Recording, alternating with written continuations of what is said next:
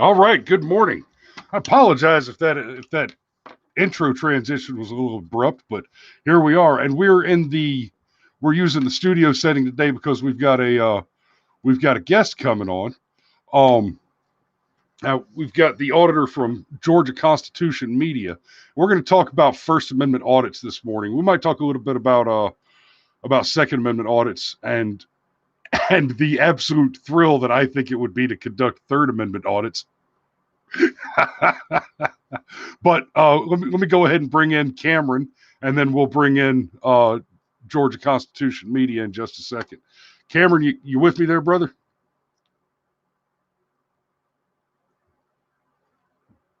Cameron is not with us yet. Okay. Yes. I'm here. I'm here. I'm trying to be a good co-host. I was muted. Well played. Well done. How you doing this morning, brother? I am rolling. I am making donuts. I am killing bugs. I am doing my thing. I'm happy to be an American with a job, and I'm tired of all these sissies that don't realize how lucky they are that we live in a capitalist society where 40 hours a week is actually a good thing. Hallelujah. But that's not the show we're doing this morning. It is not, but I appreciate your fervor. And I'll bring in GCM here with us now. Can you hear us? Yes, sir. That's y'all. All right. So I got in touch with GCM because, well, he's a Georgia local auditor. I've been watching a lot of First Amendment audits lately. I find them fascinating. And, well, First Amendment auditors, part of what they do is they identify cops. They identify good cops and bad cops. And it has occurred to me watching these auditors that there are, just like there are good cops and bad cops, there are good auditors and bad auditors. Yes, sir. The most explosive and fiery encounters happen when a bad auditor gets married up with a bad cop, and they both just make fools of themselves and make a whole pile of noise. So watching GCM's content, of all the auditors I've watched, with the possible exception of Ammagansset Press, he's absolutely the most cordial, polite, and professional auditor that I've watched. So GCM, go ahead and tell us a little bit about what you do, what got you started in it. Okay, well, 2016, I was in a local store with my daughter, and I had my gun on, and I have a gun permit, a concealed weapon permit, and I had it covered, and I reached up on the top shelf to grab something, and these two women looked at me and run off. And then they went outside, they put a little petition down, they put the close sign up, and three local police officers came in and said, "Hey, you got your concealed weapon permit, or do you have your ID?" And I said, "What is all this for?" And they're like, "Well, you brandished your firearms, these women." And I said, "No, I didn't. I reached on the top shelf, and they may have seen it." And at that point, I asked for a supervisor, and he's like, "Well, let me explain to you the law. You have to have a partial permit in order to partial carry, which means show your firearm and sometimes not show your firearm." So I recorded that, and I left, and I told my daughter's like, "Did that make any sense?" She was 12, 13. I said, "It made no sense." And I left that, just sitting there all these years. And then I waited for one more thing to happen. And then I started watching these audit videos and people holding people accountable for what they say, because we're believing everything they tell us to be the truth. And it's not even close. So I said, well, I'm just going to give it a shot. So I had 4 subscribers, and I went into a local judicial system. I made it about 12 feet through the door. A marshal's officer grabbed me under the arm, turned me around backwards, and shoved me out the door and said, "Get out of here with that mess." And I went from there. I filed a complaint. They asked, "Well, what do you want to happen out of this?" I said, "I want to go back in there and show everybody in that building that I can do it. And there's a law that protects me to do it." And he's like, "You want to go now?" I was like, I want to go now. So I was marched. That's one of my first videos, and believe it or not, it's on go. And here I am. I just People send me an email and they'll say, hey, you need to go here. It's really bad. And if you've ever, to bring it in perspective, if you remember when you was younger and your mom, dad, cousin, even you went to get a driving license and you go in there, you got all your paperwork, you're ready to renew your license. They say, well, listen, you got a cracked windshield. We can't give it to you. And it's like, why didn't they say that last week? I could have got that fixed.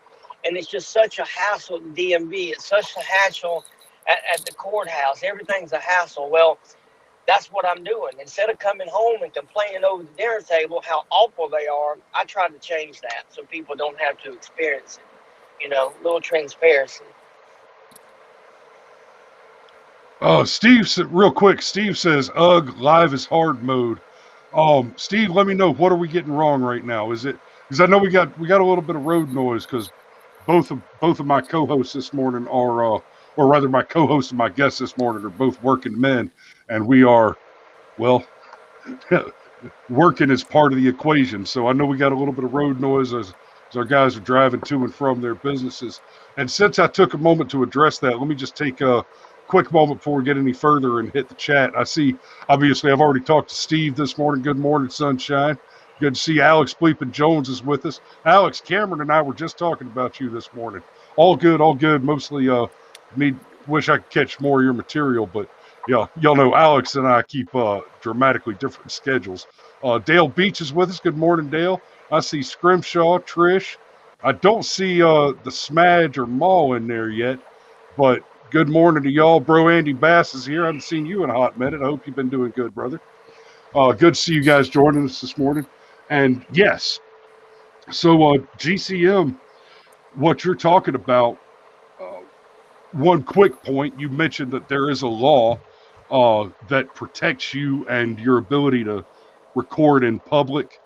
And Steve says Smudge is on YT, but I haven't seen a comment from him yet. Okay, cool. Morning. And there's Uncle Steve. Cool. So there is a law that protects you if you want to film in public, if you want to take pictures in public, and you are allowed in public in every state in this nation to film and take pictures of anything you can see from anywhere you can stand. And that law is called the First Amendment to the Constitution. And that is not a freedom of speech protection. That's a mistake that I hear several auditors make. That is part of your protection of the free press. One of the, and GCM, I wouldn't even say I assume or I'd guess. I've seen it happen. Officers will come up to, and say that I know you've experienced this. I've seen your videos for it. Officers will come up to First Amendment auditors or just general civilian or citizen journalists who aren't even attempting to do a First Amendment audit, and they'll demand your press credentials, which is ludicrous. So there is no entity in the United States as far as being a part of the U.S. government which generates press credentials in the way that you think of a license to drive a car or carry a firearm or practice law or practice medicine or whatever else it is that the government's decided it's allowed to steal money from you at gunpoint without asking politely for a license. There is no official press licensure. The closest thing there is to official press credentials is per event, right? For a given event, if the event is private, then if you want to be press at the private event, then you get press credentials from the event holders to film in that location. So, like for you mentioned earlier when early on in your show when you had 4 subscribers going out and doing the thing toward the very beginning of this show's life. We go back to this often because it was such a fantastic experience. Steve Rodemeyer had the great idea that we should try to get involved with the big NRA convention where Donald Trump came down to speak to the NRA, the membership for the NRA, and they rented the CNN building in downtown Atlanta, 15 acres of gun show. I got to it was so beautiful. I got to lay down and snuggle with old 240 Bravo. It felt so good. Oh wow! But for that event, that was back when our channel had 27 subscribers or something. We had nobody basically watching us. We got 1 or 2 views per video, and somehow Steve put the bug in my ear, and I started making phone calls and sending emails, and we got White House press credentials to be there in the press pool with Fox News and CNN and all those guys. Right, Uh, absolutely. in the big room with the president. And let me tell you something: toting a bunch of camera gear through Secret Service and the magnetometers is a pain in the ass, but absolutely worth it. But Oh, wow. yeah, there's no such thing as a press credential. There's no such thing as a license to Nope. be a press agent. If you say you are an independent citizen journalist, then you are. That's the That's First right. Amendment, freedom of the press. Yeah, and it's That's it's exactly set up right. that way on purpose. Um, I'm really fascinated to talk to you because um, I'm somewhat suspicious of a lot of First Amendment auditors. Now, let me be clear. One of the things that's very important to Chris and I is that we are First Amendment absolutists. I would much rather have an infinite amount of ugly speech than have any speech whatsoever restricted for any reason. So, Right. and that's not just the free speech; it's everything that's associated with it. Like the ability to associate, the ability to run a press, and so forth. So my dad was a police officer, and my dad was a good police officer, and he told me stories about dealing with the guys that refer to themselves as the constitutionalists, the sovereign citizens, the First Amendment auditors, and whatever. And so many of them would take such simple encounters and would Mm-hmm. make them so complicated, would make them such a pain in the ass to deal with, that it got to the point to where a lot of cops just hated dealing with these guys because you take something that would normally take 5 minutes to clear up, and then instead it takes 45 minutes. Everybody's pissed off by the end of it. Nobody wins in those Right. situations. And then you see some of these videos where these guys are deliberately trying to antagonize the officer or the librarian or whatever. And while that doesn't make it okay to violate a person's First Amendment rights, I also am of the opinion that actions have consequences. And it's kind of like, well, okay, you tried to piss off the cop, and then you pissed off the cop. So does that mean he's a bad cop, or does that mean you were a real asshole and caught this guy having a bad day, and now you've made him look like a bad cop?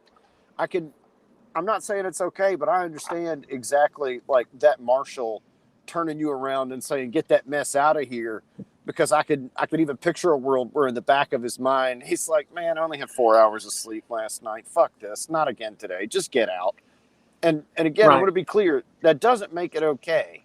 So I guess I say all that to say, you know, uh, you know, push back on that. Tell me why you're different. Why guys like you are not the image that's out there that somebody like me has encountered over and over again.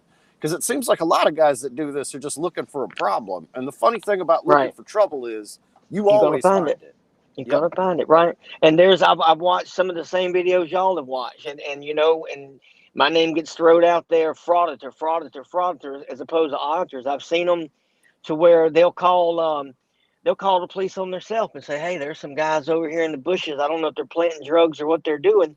And they trace that phone call, and I'll call him out. News Now Patrick. It's all over the internet, and he got caught. And it's awful. It sucks. But you know what it did? It got a bunch of people sitting there drinking beer, watching a reality show that's scripted, and they try to script it. And something that I don't do that. When I was 14 years old, I'll tell you a story.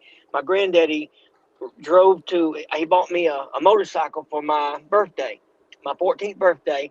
And he said, "Now listen, I got to go to the gas station, get gas. We have to mix it, and you can go riding. It's not like your old one." I said, "Okay." Well, he got killed in a head on collision that day. I never seen him again. A month later, a couple of people come over. I was upset still, had to go through counseling. They helped me mix the gas in the motorcycle, and I had drove up there to the site, and my mom it's probably a mile from the house. My mom had got a cross and put up and pieces of his truck up there, and he'd gotten killed by a drunk driver. And I went up there and, sitting there talking. This deputy pulls up, gets out of the car, and he's like, "Hey, what are you doing riding that motorcycle on the side of the road?" And I said, "I just come to see," and that was it. He snatched my helmet. He threw my helmet in the trunk of the car. He said, "If I see you on that bike again, you're going to YDC for the rest of your life, and I'm taking it from you." And I thought that to be the truth. And I found out 10 years later, everything he did to me was wrong. And that has just been inside of me my whole life. And then when I get pulled over and, somebody unholsters my gun, puts it on the roof, pushes me down, does everything because there's not a camera there, I'm thinking, it ain't right. It just ain't right. And that's in my heart while I started. I didn't start to get hundreds and thousands of views. I didn't start to antagonize the police or do this. I done it so that never happens to me again. My helmet never gets thrown in the trunk. My motorcycle never gets taken away, and I'll never get a partial ticket for not having a partial carry permit. And the same thing goes for a driving license place. When you go in there and they're rude, they're nasty. Well, for 5 minutes when I'm in there, they can be rude and nasty, but it's going to get exposed. And hopefully the next time somebody comes in, with the camera or without, they'll think, I really was a butthole. How you doing, sir? What can I help you with? And maybe it's making a change. And that's what I do. And, and a lot of people don't do that. You're right. Absolutely right. On the internet, I've seen some awful stuff. I've seen people go and open police car doors because they pay for them. Yeah, we pay for them, but you can't open a police car door because you pay for it. It doesn't work like that. And you'll get some deputies that'll shut it and say, "Hey, get out of here." And you'll get some deputies that take advantage, and the rest is history. So, but I see what you're saying, and a lot of people feel the same way you do. But if you ever watch any of my videos, you'll never hear a cuss word. You'll never hear, "You can't do this." You'll never see fingers pointed in people's faces. I hold a camera. How they act and what they do, that's on them. I don't ever make them do it. So, No, I mean, no, that's where I'm at. I almost heard you use an F word there, GCM. I almost did. And I told him, I said, "You almost made me say a bad word." And he's like, And "Just you get know out of here." exactly the one I'm talking about too. Oh, You were in the wrecked police car lot, and that Yes, dude sir. ran over and grabbed you by the arm. And Yep. I see a lot of these videos that I see with the better auditors, the more professional ones like yourself. I want to see follow up, and Right. I want to see a lot of follow up, because like that one, for example, I want to know what happened to that guy, because he didn't just act wrong. That's a government employee who committed assault Right. on a U.S. citizen on public property. Somebody that And we pay his salary, they get free insurance down there. I've learned we pay their salary, we pay their yep, car payment, and I'm going to look at my cars that I have to pay for. That and we pay their people, union dues too, by the right? way. Absolutely. Yep. But like you and I spoke about yesterday when we were, kind of pre-gaming this show, I also want to see the follow up, and this isn't gonna be a surprise to you, GCM, because we already talked about it. But I want to see the follow up where you go back and revisit the good ones. Right. There's one in particular that we talked about yesterday. It's the T word that I can't remember. It's Taliaferro County in Georgia. Yes. So Taliaferro County, their sheriff's department is kind of up on a hill back in the woods. Nice watch out tower just outside of the building. And GCM went in there and spoke to the officer. One of the deputies, the deputy was perfectly cordial. A very common theme in these auditor videos is they'll go into a government facility and ask for a document, right? So you've got there's a lot going on there. You've got an official reason to be there. Now, you don't need one if you're filming. That makes you press. If you are filming government officials in the course of their duty, that is the legitimate business of the government which you're participating in. That does qualify as legitimate business. And so you can't be Like if you're filming in public, you can't be arrested for loitering, for example, Right. because you are actually conducting business. But a lot of auditors, GCM included, will go in and ask for something like, "Can I get an officer complaint form?" And there's a few things going on there. You've got a piece of official business that you don't have to explain to anybody. It kind of simplifies the process, and you're asking, you're not just auditing the First Amendment, shall we say, compliance of the organization, but you're also auditing the effectiveness of the organization. Asking for that complaint form. Not all police departments, not all sheriff's departments have one. They should, but they don't. Now, in fairness to them, that's not a matter of law. That's a matter of internal policy. But going in and asking for one shows you if they do it, what their policies are like, and the demeanor of the public servants there, which is fantastic. And in this particular one, he asked the deputy, and the deputy just immediately turned to the secretary and said, "Hey, yeah, hand me one of those." So right there, Right. solved. He's got it. And GCM got some guff in the comments because he didn't take the document. He said, "I don't want to waste the paper," but obviously you have it. And so, but that particular sheriff's department did such an outstanding job. They passed the audit with flying colors. I want to see the video where you go back and talk to the sheriff and congratulate him. It's coming. Yeah. And not only that, yeah. but a lot of people, we talk about for auditors, you'll never see that video. You'll see the video of the next town. You'll see the video of the next town. A real auditor posts those kind of videos. And now that you brought that up, the whole month of August is going to be nothing but revisits. I'm going back to the county.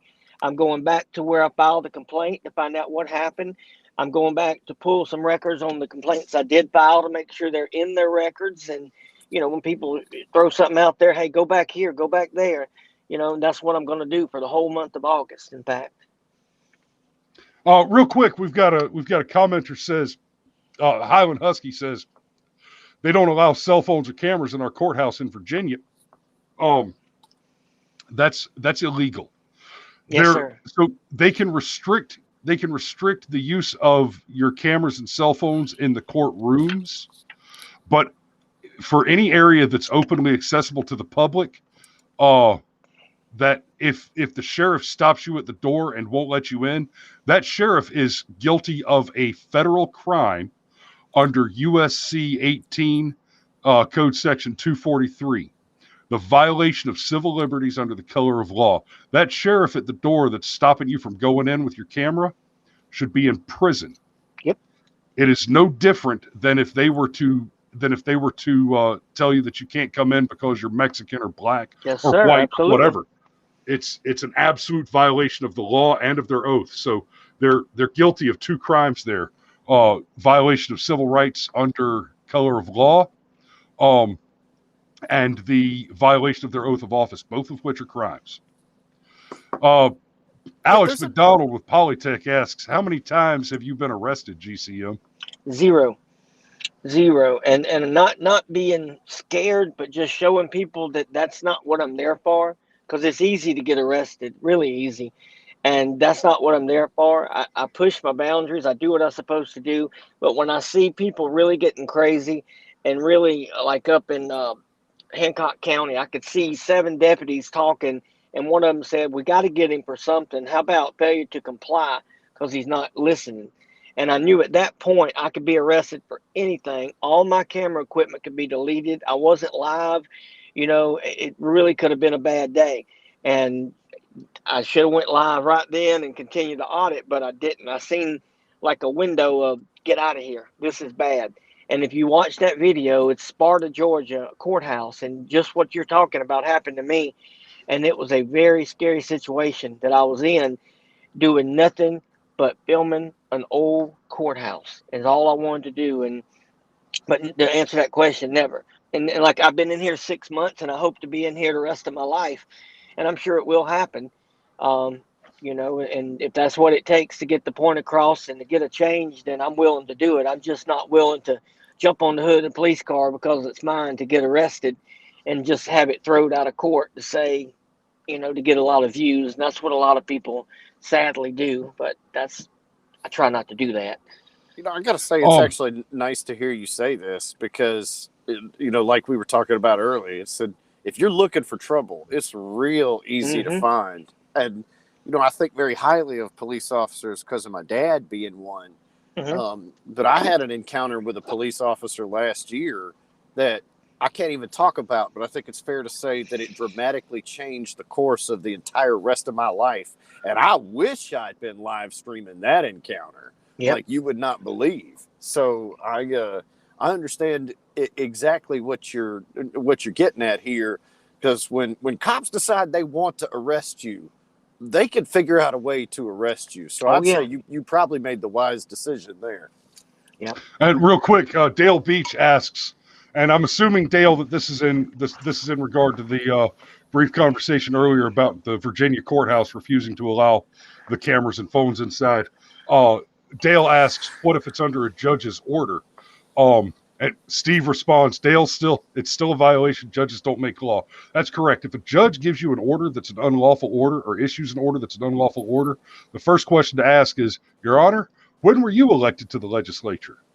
The same goes for a governor's order, like the governor's orders or mayor's orders mandating masks, for example. Those were unlawful orders, right? The question needs to be asked, when, Mr. Mayor, when, Your Honor, when, Mr. Governor, were you elected to the legislature to issue affirmative laws? You weren't. You do not have that authority. Now, in the case of a judge's order, you will probably find that it is a little more difficult to challenge. And to challenge that order, I hate to say it, the effective path probably involves getting arrested for violating the judge's order and carrying that to court, naming the judge as a defendant in that prosecution, and alleging, what you need to allege there is that judge has committed the two crimes that I described the sheriff committing: the violation of civil liberties under color of law and the violation of his oath of office, both of which are crimes adequate, by the way, to unseat a judge. Just like both of those crimes are adequate, by the way, to yank an officer out of uniform, to put them off the force. And it's one thing if a cop just doesn't know and gets educated on the scene by his superior. That's one thing. But I see a lot of these where it starts cordial and then the officer just gets annoyed and decides, well, I'm going to arrest you for obstruction. No, you're not. I'm going to arrest you for interfering. No, you're not. You're interfering with my investigation. You're investigating me not committing a crime. Right? So exactly right. And one of the things there's two that a lot of them open up with. They walk up, they immediately demand your ID, and you hear the auditors all the time, oh, what crime have I committed? And that is the correct response. Now, I hear a lot of auditors, when they're asked for ID, often the question will be phrased, do you have ID? And I hear a lot of auditors say, no, I don't carry ID on me. For my taste, I've got my ID on me, for one, because part of my ID involves a CCW. But the answer to that question is yes, I have ID. You didn't ask if you could see it. You asked if I have it. I do. Right. If you want to go forward and ask me if you can see it, then the answer is no. Right. That's exactly right. And I would prefer that the answer be no, and you stick to your guns. I have my ID. That's my property. That's my personal documentation. And I have a Fourth Amendment guarantee to be secure in my person's properties and papers against unreasonable search without a warrant duly appointed by a court. That's right. Well said. Yes. Brother, we're coming up on time. We want to give GCM an opportunity to plug anything? Yes, please. Take a moment, GCM. Tell them what you do. Tell them where to find you. Plug your channel. Y'all, like you said, GCM's been at this for about 6 months, and his channel's at nearly 5,000 subscribers. Which, by the way, we want you on the Brushfire Mind Show as well, guys. Y'all make sure you hit that subscribe button down there. Like, share, and subscribe, and leave a comment. Leave a comment down there. any ideas, things you want to see us do. Hell, GCM and I have been talking quite a bit the past few days. We might do a little bit of collaborative stuff in the future. Drop some ideas. Let us know what's going on. And real quick, Steve Rodemeyer mentions, valid as those statements are, the sovereign citizen movement has made a mockery of it. Yes, there's the sovereign citizen movement and the American Moors movement, and there's one or two more that are similar to that. And I'm sorry we didn't get to that. We may have to have GCM back on and talk about those issues separately another time. Right. But the sovereign citizens thing, I've heard a lot of auditors get accused just like immediately. You know, the cop walks up, hey, can I see your ID? No, thank you. I politely decline. And the officer immediately says, oh, you're one of them sovereign citizens. Hey, I need some backup over here. Yep. No, that is also a crime. That's a false police report. Mm-hmm. Exactly right. So GCM, take you a minute. Tell them where to find you and Okay. plug your channel, and then we'll wrap this one up. Okay, well, on YouTube, Georgia Constitution Media, and I'm on Facebook. I started that, and I'm starting to a couple more outlets. You know, I'm gonna try to get together and do that, and I'm looking forward to getting with you as well and try to do a live video or live something and interview some sheriffs and just get their take and kind of show them, you know, that we're not all bad people. But Georgia Constitution Media on YouTube, and I appreciate everything y'all do for me, and I appreciate this, and I encourage my people as well to make us one out of two and come on over to this channel, and let's see if we can get it up to where it needs to be. It definitely needs some more subscribers. It needs a bigger outlet, and more people need to see what y'all doing, because I really think you're doing a good job. I really do. And I appreciate y'all having me today, and it means a lot. Absolutely. It was a pleasure having you on the show, Yeah, sir. thanks for coming on, man. Thank you. We'll definitely have you back whenever you're free to do so. Sweet. And guys, for those of y'all watching that haven't already gone and checked him out and subscribed to his channel, I did just drop a link to Georgia Constitution Media on YouTube. Please go check him out and give him the credit he deserves. And while you're at it, go check out Ammagansset Press too. Yes. Yes. That cat is fantastic. And he It's had a his good video fault. recently. He had a great one recently where he went to the Corn Palace, which was a thing I did not know about. And honestly, it's not one of the fireworks videos. There's not there's not a big interaction there. It's the thing that you should be wanting to do when you're out filming in public. You went to an interesting place and took some interesting video. He did have a brief encounter with a law enforcement representative, we'll say, toward the beginning of the video, and it was a very positive encounter. The guy was a fan. And then he talked about what the Corn Palace is. So go check that one out. I thought that one was fantastic. And that's like, if I was to go out doing this, I'm not going to be a First Amendment auditor. If I'm out with a camera in public, it's because there's an interesting thing that I want to look at. If I get approached in the middle of doing that, then I might Then just it will have to become a First First Amendment Amendment audit. Yeah. Might be an impromptu First Amendment audit. Right. No, we're in public. I'm allowed to film here. That's right. And Yeah, dear God, it's his fault. He got me started. He said, listen, guys, get a camera, get out there, make some changes. And I listened to him, and I took a broken iPhone 11 and walked in the judicial system, and that's what happened to me, and the rest is history. So you can make a difference. You really can. I like that. Yep. All right, gentlemen. Well, thanks for coming on this morning. Ladies and gentlemen out there, thanks for watching. We love you. We appreciate you. Make sure you hit that like, share, and subscribe. Maximize this. We're on an uptick right now. We've increased our viewership by 25% in the last week. If we could do that every week, we'll run Crowder over in a matter of decades. Y'all be safe out there.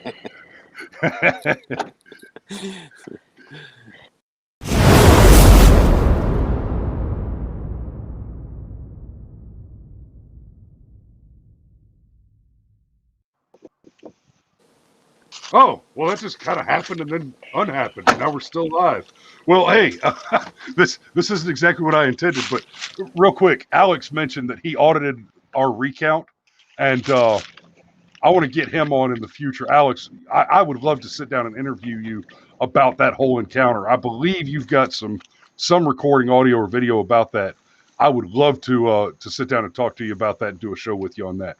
So, but thanks for watching, guys. And again, y'all have a great day. I'm going to run that outro one more time.